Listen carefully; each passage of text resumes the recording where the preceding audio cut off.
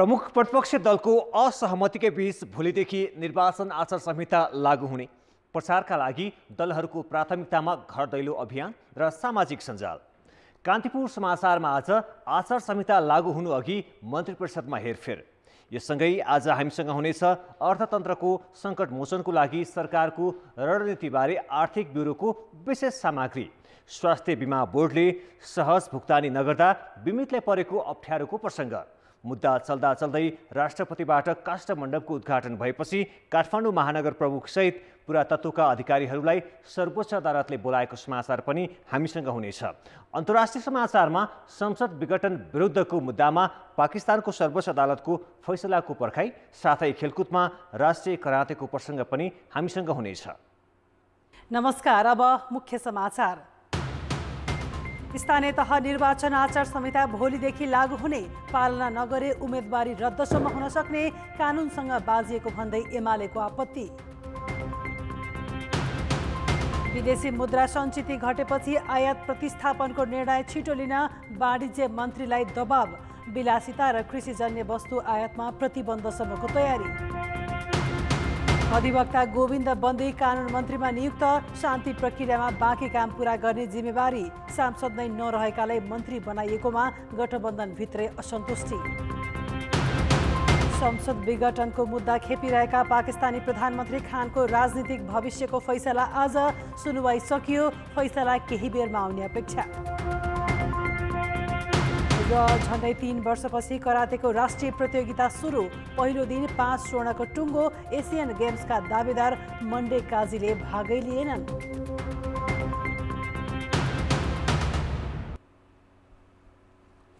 स्थानीय तह निर्वाचनका लागि निर्वाचन आयोगले निर्वाचन आचार संहिता लागू गर्ने तयारी गरिरहेका बेला महत्त्वपूर्ण निर्णय गर्न मन्त्री परिषदको बैठक बसिरहेको छ। प्रधानमन्त्री निवास बालुवाटारमा जारी मन्त्री परिषदको बैठकले स्थानीय चुनावको तयारी, सार्वजनिक नियुक्ति लगायत सरुवा बढुवाको महत्त्वपूर्ण निर्णय गर्ने बताइएको छ।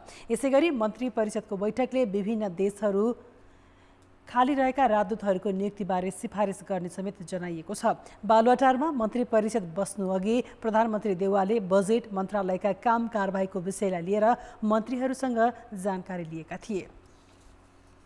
निर्वाचन आयोगले भोलिदेखि निर्वाचन आचार संहिता लागू गर्ने भएको छ। आयोगको आज बसेको बैठकले आचार संहिता लागू गर्ने विषयमा छलफल गरेको थियो। भोलि फेरि बैठक बसेर लागू गर्ने निर्णय हुने आयोग स्रोतले जनाएको छ। आचार संहितामा तोकिएका सबै विषय राजनैतिक दलहरूले अनिवार्य पालना गर्नुपर्नेछ।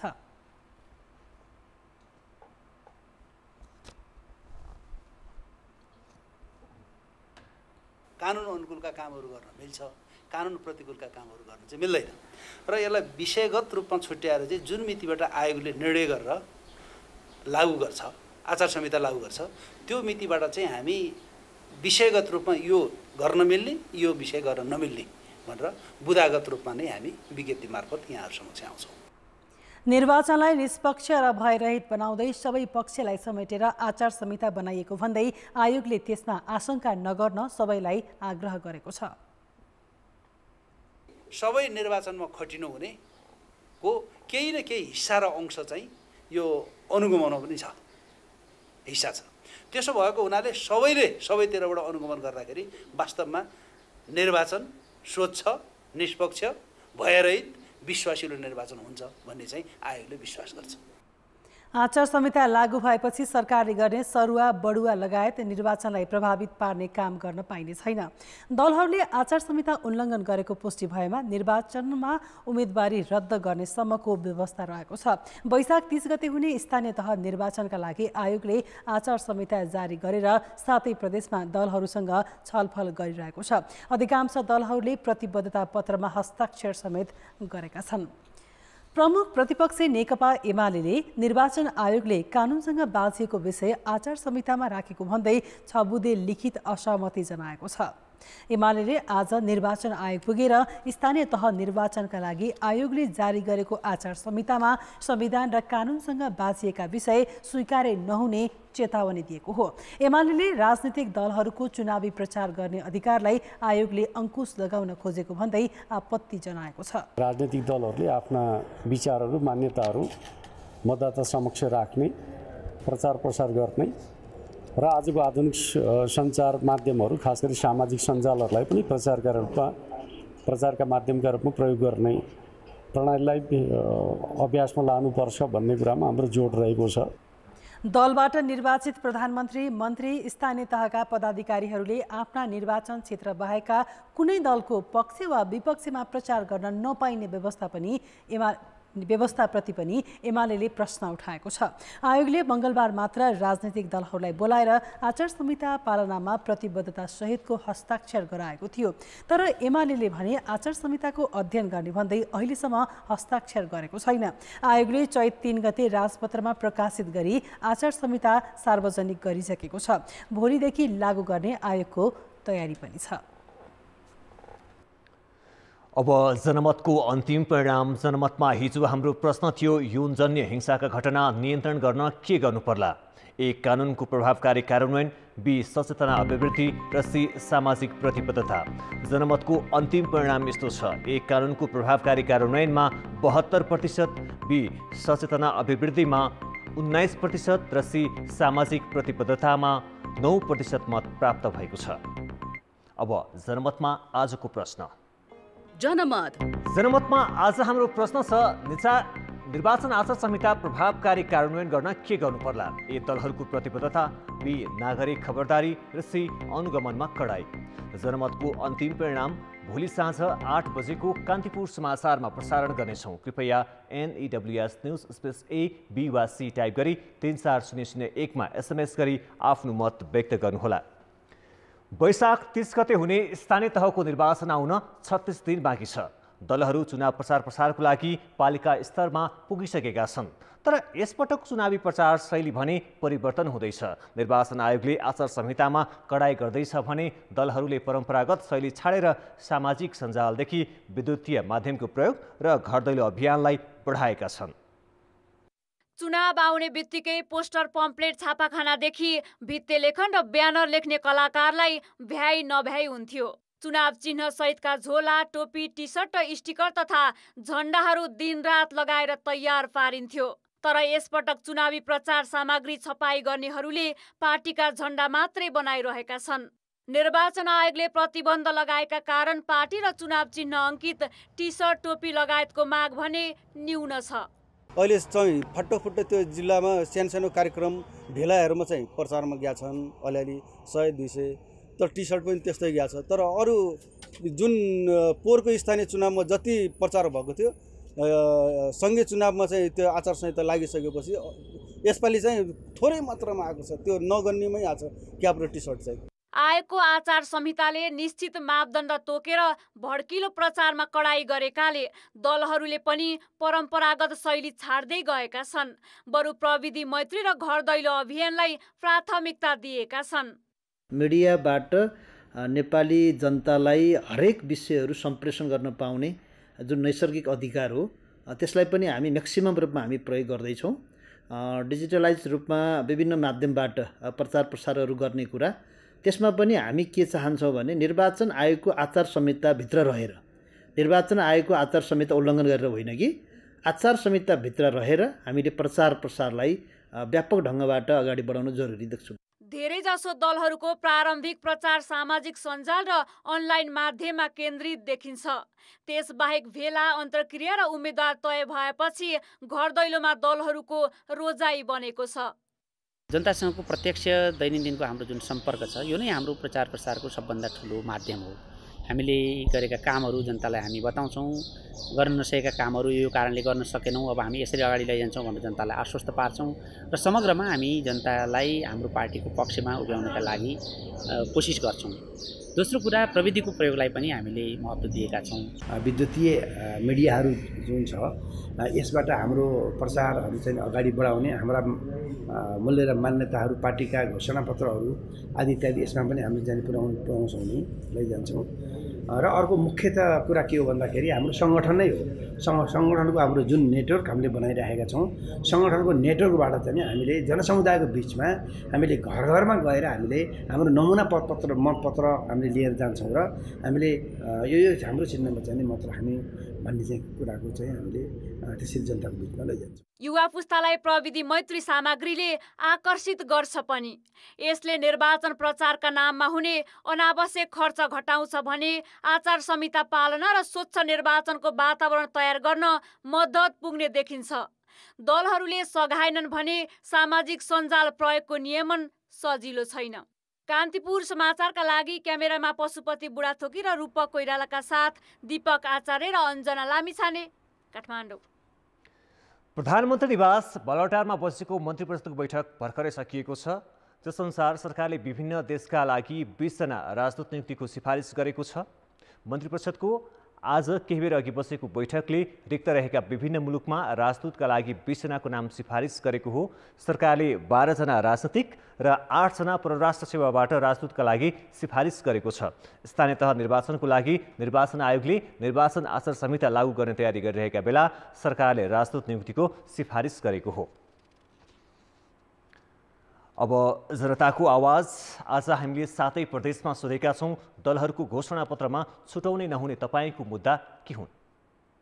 जनताको आवाज। अन द स्पोट मान्छेले चाहिँ आइदिनुपर्छ, त्यो घोषणापत्र राख्नुपर्छ। टोल टोलमा पनि आय आर्जनका कार्यक्रमहरू दलहरूले ल्याउनुपर्छ। आर्थिक समृद्धिमा जाने खालको एजेन्डालाई युवाहरूको लागि गाउँमै रोजगारको व्यवस्था हुनु पर्यो। सडकहरू होइन, सिँचाइका कुराहरू, यस्ता कुराहरूलाई तपाईँको पहिलो प्राथमिकता राखेर तपाईँको यो दलहरूले छुटाउन हुँदैन जस्तो लाग्छ। रोजगारको पनि ग्यारेन्टी हुने अवस्था हुनु पर्यो। शिक्षा र स्वास्थ्यको लागि नयाँ कार्य योजना ल्याउनु पर्छ। भोटिङ अधिकार चाहिँ सबैले जुनसुकै ठाउँमा बसेर पनि दिन पाउनुपर्ने अधिकार हुनुपर्ने। बाटो मात्रै खनेर भएन कि अब त्यो बाटोलाई चाहिँ स्तर उन्नति गर्ने, महिलाहरूलाई सिप र रोजगारको व्यवस्था ल्याउनु पर्यो। स्थानीय तहहरूलाई परिपक्व हुने गरी चाहिँ त्यो खालको घोषणापत्र त्यहाँ तयार गर्नुपर्छ। शिक्षालाई एकदमै राम्रो तरिकाले लागोस्। घोषणापत्र बनाएर मात्रै यो हुने कुरा होइन, त्यो कार्यान्वयनको बाटो सबैभन्दा महत्त्वपूर्ण कुरा हो। जनताका आधारभूत कुरा नै घोषणापत्रमा राख्नुपर्छ। आफैसँग भएका स्रोतहरूको प्रयोगमा ध्यान दियौँ भने वन व्यवस्थितको सवाल, कारखाना जस्तो खोलेर त्यही नै स्थानीय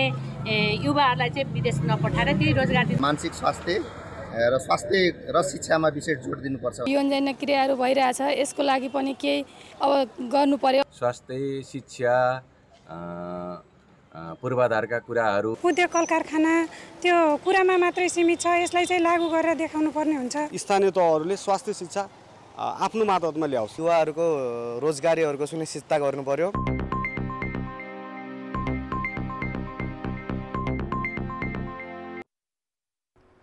ब्रेकपछि समाचारमा पुनः स्वागत छ। प्रधानमन्त्री शेरबहादुर देउवाले मन्त्री परिषद विस्तार तथा हेरफेर गरेका छन्। सांसद नै नभएका अधिवक्ता गोविन्द बन्दीलाई कानुन मन्त्री बनाइएको छ भने वीरेन्द्र बडु उद्योग वाणिज्य तथा आपूर्तिमा सारिएका छन्। सत्ता गठबन्धनका प्रमुख दलसँग राम्रो सम्बन्ध रहेको भनिएका बन्दीलाई शान्ति प्रक्रिया र द्वन्द्वकालीन मुद्दाको टुङ्गो लगाउन कानुन, न्याय तथा संसदीय मामिला मन्त्री नियुक्त गरिएको हो। दैलेख स्थायी घर भएका बन्दी अहिले राजनैतिक रूपमा एकीकृत समाजवादी निकट मानिन्छन्। सत्ता गठबन्धन निर्माण भएपछि संवैधानिक र कानुनी विषयमा सघाउँदै आएका बन्दी 15 वर्षदेखि अल्झिरहेको द्वन्द्वकालीन मुद्दामा वर्षौंदेखि काम गरेका छन्।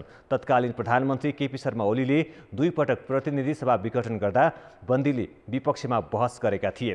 दोस्रो पटक 2078 जेठ 8 गते भएको प्रतिनिधि सभा विघटनमा भने उनले रिट निवेदन लेख्नेदेखि महत्त्वपूर्ण भूमिका निर्वाह गरेका थिए। देउवा प्रधानमन्त्री भएदेखि नै बन्दी मन्त्री भन्ने चर्चा चलेको थियो। मन्त्री नियुक्त भएपछि आजै पदभार सम्हालेका बन्दीले शान्ति प्रक्रियाका बाँकी कार्यभार पूरा गर्ने गरी आफू मन्त्री बनेको बताए। कार्यभार सम्हाल्दै मन्त्री बन्दीले शान्ति प्रक्रियाका बाँकी काम पूरा गर्न संक्रमणकालीन न्याय निरूपण तत्काल अघि बढाउने निर्णयमा हस्ताक्षर समेत गरेका छन्।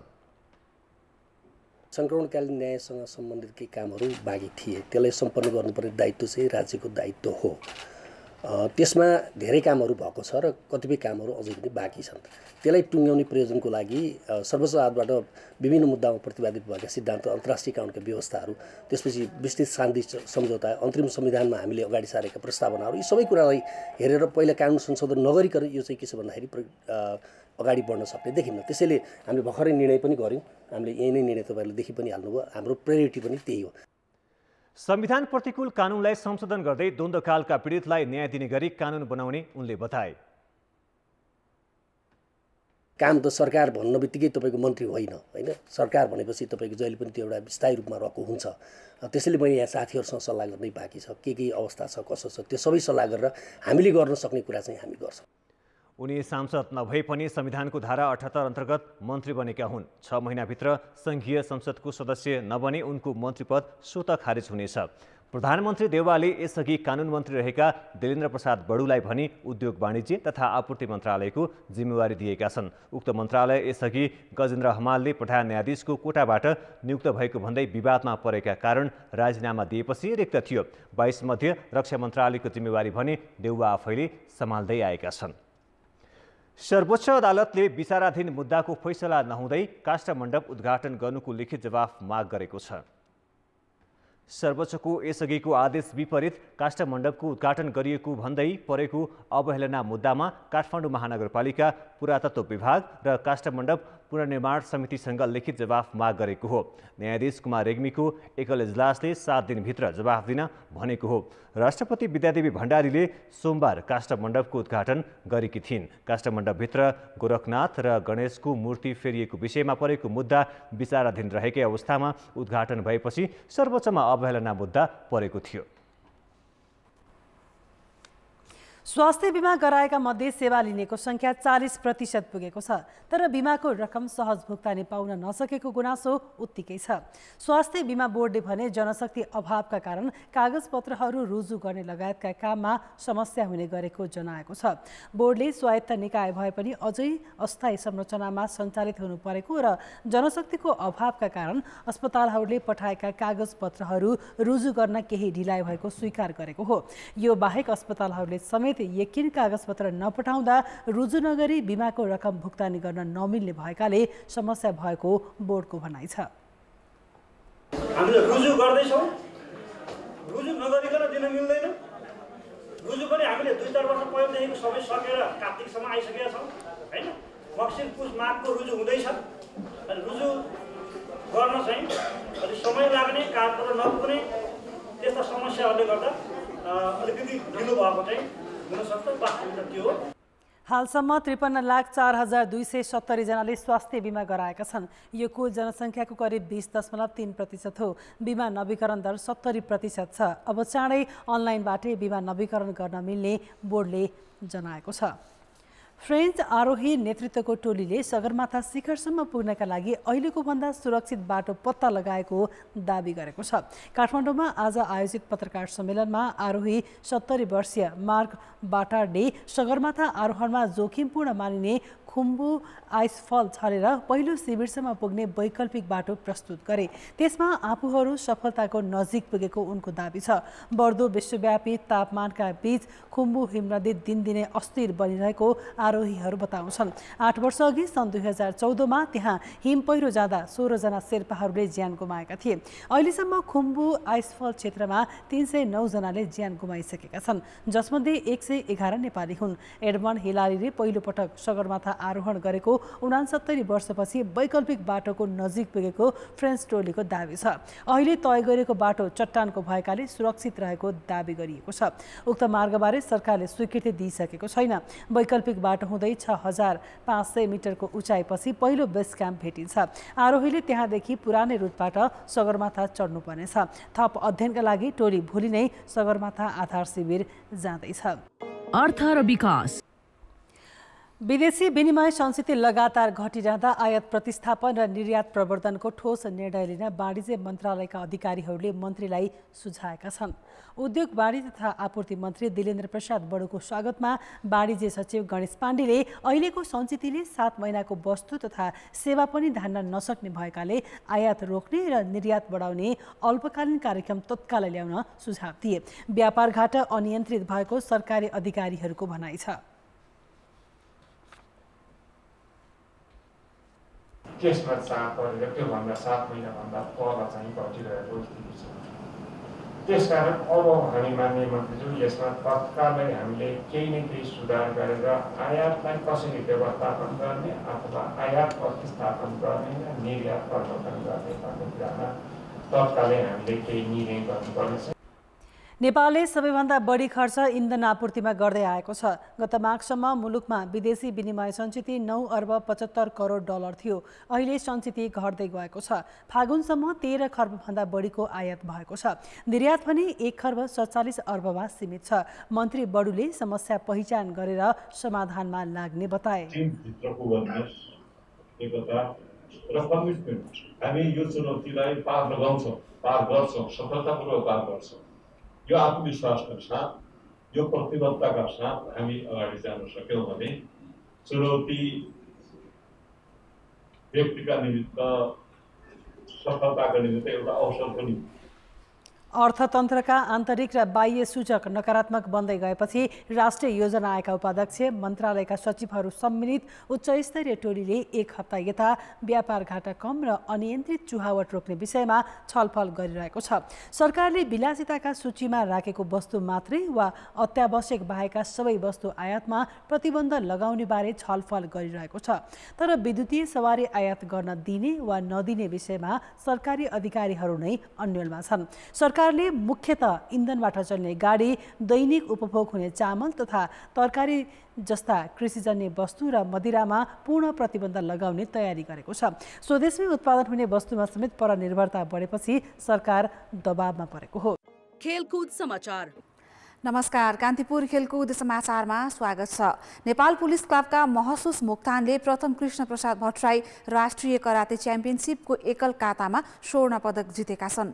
ललितपुर सातो बाटोमा आजबाट सुरु भएको प्रतियोगितामा महसुसले 24.8 अङ्कसहित स्वर्ण जितेका हुन्। उनी 13औं दक्षिण एसियाली खेलकुद सागको टिम काताका स्वर्ण विजेता खेलाडी पनि हुन्। एपीएफका स्वर्णिम महर्जनले रजत जिते। उनले 23.4 अङ्क जोडेका थिए। त्रिभुवन आर्मी क्लबका प्रवीण मानन्धर र प्रदेश 1 का रोहित राईले काँस्य हात पारे। प्रवीणले पनि 13औं सागमा टिम कातामा स्वर्ण जितेका थिए। महिला एकल कातामा पनि पुलिसकै निर्मला तामाङ च्याम्पियन बनिन्। आर्मीकी सङ्गीता मगरले रजत र एपीएफकी सरिता श्रेष्ठ तथा प्रदेश 1 की प्रतीक्षा पाक्सिनले काँस्य प्राप्त गरे। पुरुष टिम कातामा एपीएफले स्वर्ण जितेको छ। टिममा अनिल बोगटी, स्वर्णिम र युवराज सिंह सहभागी थिए। प्रवीण सम्मिलित आर्मीले रजत र महसुस कोठोली पुलिस क्लबले काँस्य जित्यो। अर्को काँस्य प्रदेश 1 को नाममा रह्यो। महिलातर्फ चञ्चला दनुवार, सरू कार्की र निर्मला तामाङ रहेको पुलिस क्लबले स्वर्ण जितेको छ। आर्मीले रजत जित्दा प्रदेश 1 र बागमती प्रदेशले काँस्य हात पारे। पुरुष 84 केजी तौल समूहमा प्रदेश 1 का रोजन खड्काले आर्मीका सुरेश जाफ्रेललाई पराजित गर्दै स्वर्ण जिते। करिब 3 वर्षपछि करातेको राष्ट्रिय प्रतियोगिता भएको हो। पछिल्लो पटक खेलाडीले घरेलु मैदानमा सन् 2019 मा भएको 13औं साग खेलेका थिए। यो एसियाली खेलकुदको प्रारम्भिक चरणको छनौट खेल पनि हो। प्रतियोगितामा 3 विभागीय टोली र 7 प्रदेशका खेलाडीको सहभागिता छ। दक्षिण एसियाली खेलकुदमा 2 स्वर्ण जित्दै कीर्तिमान बनाएका करातेका मन्देकाजी श्रेष्ठले एसियाडमा सहभागिता नजनाउने भएका छन्। मन्देकाजीले औपचारिक रूपमा सन्यासको घोषणा भने गरेका छैनन्। ललितपुर सातो बाटोमा आजबाट सुरु भएको राष्ट्रिय कराते प्रतियोगितामा मन्देकाजीले भाग लिएका छैनन्। यो प्रतियोगिता आगामी सेप्टेम्बरमा चीनमा हुने एसियाली खेलकुदको प्रारम्भिक चरणको छनौट हो। नेपाल पुलिस क्लबका मन्देकाजी प्रशिक्षकको भूमिकामा छन्। सन् 2019 मा घरेलु मैदानमा भएको 13औं दक्षिण एसियाली खेलकुदपछि करातेको यो पहिलो राष्ट्रिय प्रतियोगिता भइरहेको छ। मन्देले नयाँ खेलाडीलाई अवसर दिन आफूले नखेल्ने निर्णय लिएको बताए। उनले छिट्टै औपचारिक रूपमा सन्यास लिने पनि जानकारी दिए। 13औं सागमा उनले एकल र टिम कातामा गरी 2 स्वर्ण पदक जितेका थिए। एउटै सागमा 2 स्वर्ण जित्ने मन्दे करातेका पहिलो नेपाली खेलाडी हुन्। ड्रेस्ट खुला राष्ट्रिय ब्याडमिन्टन च्याम्पियनसिपमा पुरुष एकलतर्फको उपाधि प्रिन्स दाहालले जितेका छन्। काठमाडौँमा आज भएको फाइनलमा प्रिन्सले दिपेश धामीलाई सोझो सेटमा पराजित गरे। जुनियरतर्फ विश्व वरियताको पहिलो स्थानमा रहेका प्रिन्सले एपीएफ क्लबका दिपेश विरुद्धको पहिलो सेट 21-15 ले जितेका थिए। जारी प्रतियोगितामा पहिलो वरियता प्राप्त दिपेशले दोस्रो सेटमा पनि प्रिन्सले कडा चुनौती दिन सकेनन्। प्रिन्सले सहजै 21-13 ले जित्दै उपाधिमाथि कब्जा जमाए। यो च्याम्पियनसिपमा सिनियरतर्फ प्रिन्सको यो पहिलो उपाधि हो। महिलातर्फ रसिला महर्जन विजेता बनिन्। उनले निता लम्साललाई 21-13, 21-13 को सोझो सेटमा हराइन्। महिला अन्डर 17 मा रोज पाण्डे सानिया चन्दमाथि 3 सेटको जित हात पार्दै च्याम्पियन बनिन्। पुरुषतर्फ क्षितिज खनालले विवेक चौधरीलाई हराउँदै उपाधि जिते। महिला तथा पुरुष एकल दुवैतर्फका विजेता हुनेले 50,000 र दोस्रो हुनेले 25,000 पुरस्कार प्राप्त गरे। तेस्रो हुनेलाई 10,000 प्रदान गरिएको थियो।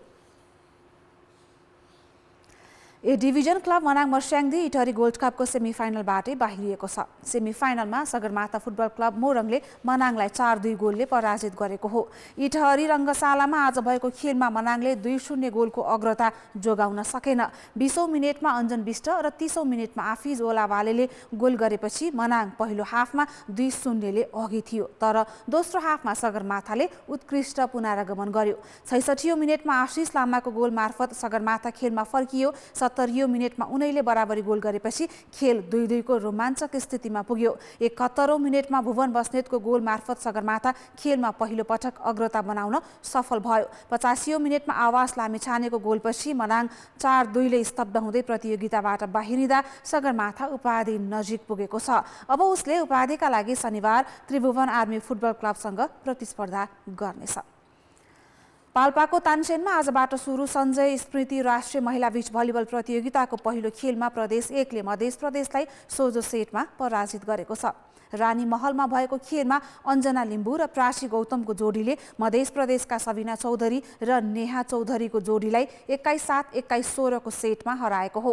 दोस्रो खेलमा सुदूरपश्चिम प्रदेश विजयी भयो। भगवती जोशी र बबिता बोहराको जोडीले कर्णाली प्रदेशका आहारा कुमारी शाही र हिरा जैशीको जोडीमाथि 20-4, 23-21 को जित हात पार्यो। आजै भएको तेस्रो खेलमा नेपाल पुलिस क्लबले लुम्बिनी प्रदेशलाई हरायो। पुलिसका कमला पुन र मनिषा चौधरीले भावना डाङ्गी र सरस्वती कडेलको जोडीलाई 21-9, 21-11 को सोझो सेटमा पराजित गरेको हो।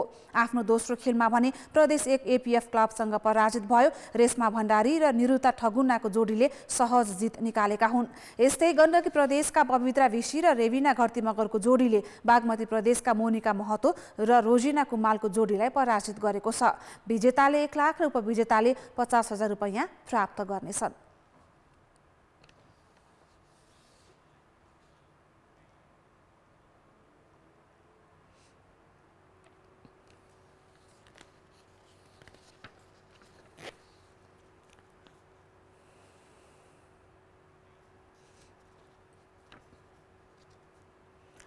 पोखरामा जारी खुल्ला प्याराग्लाइडिङ च्याम्पियनसिप अन्तर्गत तेस्रो चरणका खेल सकिएका छन्। एक्युरेसी प्रतिस्पर्धामा तेस्रो चरण सकिँदासम्म 16 ओभरअलमा 12 अङ्क बटुल्दै नेपाली सेनाका सागर जलारी पहिलो र 13 अङ्कका साथ विष्णु तिमल सिन्हा दोस्रो स्थानमा छन्। 14 अङ्क ल्याएर अमन थापा तेस्रो स्थानमा छन्। ओभरअल महिलातर्फ 209 अङ्कका साथ दुर्गामाया गुरुङ अगाडि छिन्। 375 अङ्क सहित स्वस्तिका गुरुङ दोस्रो र 616 अङ्कका साथ विद्या राई तेस्रो स्थानमा छिन्। टेन्डम ओभरअलमा 42 अङ्क सहित इन्द्र नेपाली पहिलो, 118 अङ्क सहित नुरेन राणा दोस्रो र 184 अङ्क सहित विकास परियार तेस्रो स्थानमा छन्। प्रतियोगिताको अन्तिम दिन भोलि 16 तर्फ 3 र टेन्डम तर्फ 1 चरणका खेल हुनेछन्। प्रतियोगितामा 16 टेन्डम र महिला सहित 77 प्याराग्लाइडिङ पाइलटको सहभागिता छ।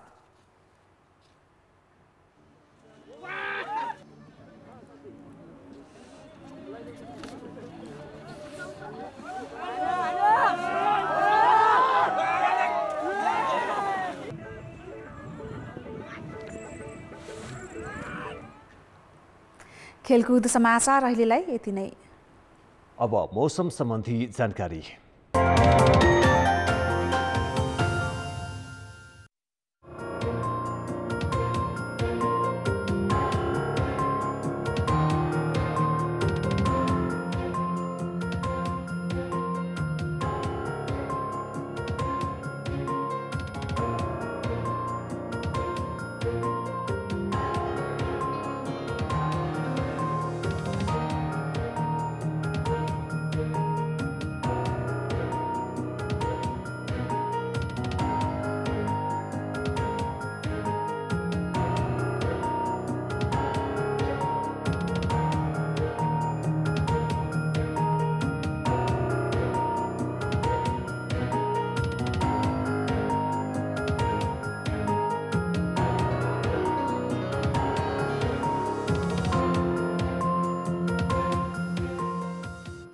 कान्तिपुर समाचार अहिलेलाई सकियो। कान्तिपुर टेलिभिजन हेर्दै गर्नुहोला। नमस्ते।